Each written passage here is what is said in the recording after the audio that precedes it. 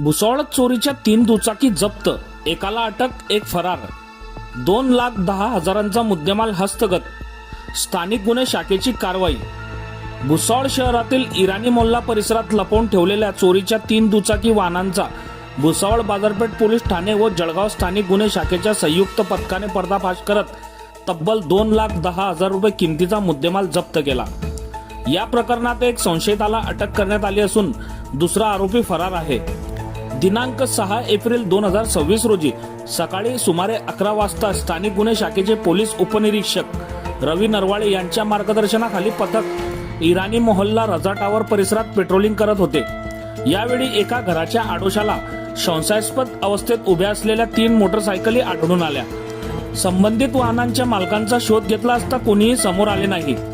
यानंतर पोलिसांनी 3ही दुचाकी भुसावळ बाजारपेठ पोलीस ठाण्यात आणून त्यांचा चेसिस व इंजिन क्रमांकाच्या आधारे तपास केला.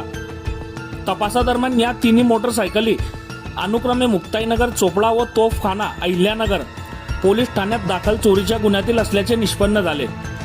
जप्त करण्यात आलेल्या वाहनांमध्ये Pulsar MH19 ES 3555, MH19 ET 3380 तसेच KTM ड्यूक 250, MS16 DT 7433 या दुचाकींचा समावेश आहे.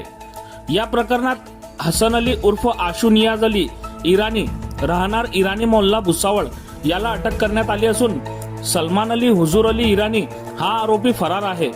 दोघांनी मिळून या दुचाकी चोरी करून त्या लपवून ठेवल्याची माहिती तपासात समोर आली आहे.